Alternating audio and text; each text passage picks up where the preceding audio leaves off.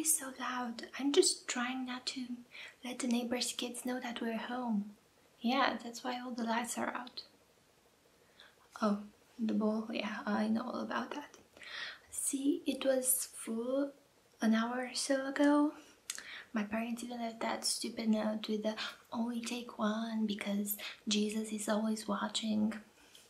So after they left, I snuck out and took out all the candy because kids nowadays really need to know the true meaning of Halloween, which isn't about wearing scary costumes or how this is literally the only night of the year when it's okay to take candy from strangers, but rather how you shouldn't be a greedy little shit because it ruins the fun for everybody. Yeah, well, I know that in this case I was the greedy little shit, but that's because I never really learned the true meaning of Halloween when I was young, and see how that affects me in my adult life. And anyway, how the hell were we supposed to get candy tonight? It's not like we can go trick-or-treating at our age. And I will not go to the store twice in one night to get candy. Like, I will not submit myself to that kind of humiliation. But anyway, this is fun, right? Remember how every year after we'd go trick-or-treating, we'd return to my house and build a blanket fort and just go through all our candy and tell ghost stories? That was fun, right? I was always shit at telling ghost stories? Well, excuse you. And I hope you brought an extra pair of pants because I am older and wiser, and I assure you tonight you are going to poop your pants. And it's not because of all the sugar. Okay. So we'll start slow and we'll just go from there. Now, I really want you to picture this and like really focus on it with your mind's eye. So here it goes. Carbonated milk. Really? Nothing? No reaction? Ah, here, have a candy.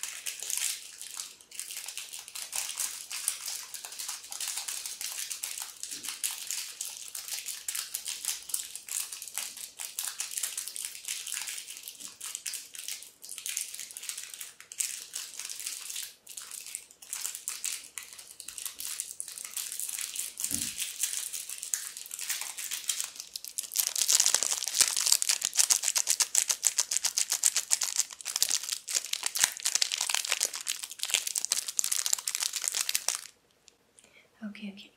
So that wasn't your cup of tea, but I've got another one. So imagine this. You wake up one morning with the smell of freshly baked goods filling your house. So you go down the stairs, and waiting for you in your kitchen, right in the middle of your kitchen counter, is a nice warm plate of freshly baked cookies. So you take one and you blindly take a bite out of it and start tasting the flavors, the vanilla and the sugar and the butter. But oh no, there is one more secret ingredient. It's fucking raisins. Those were raisin cookies disguised as chocolate chip. What? Not so bad? I'm friends with a monster. Like, excuse you. I bet you would also enjoy a nice glass of carbonated milk to go with your raisin cookies. I gave you candy. Why are you still so bitter? Here, have some more.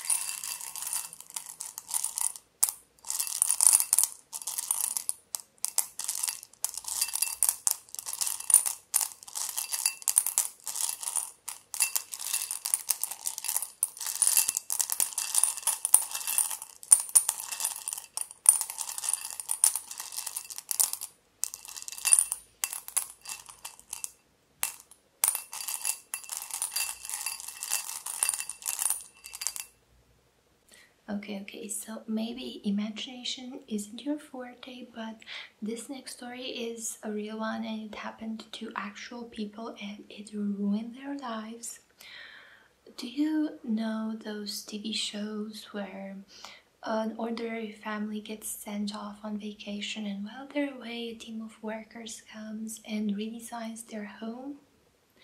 Yeah, well, there's a girl in my class, and when she was about 6 or 7, her family got selected for one of those shows, and I think they got sent off to the Caribbean for about 1 week. And when they returned, there were cameras everywhere, and people were excited to get their reaction.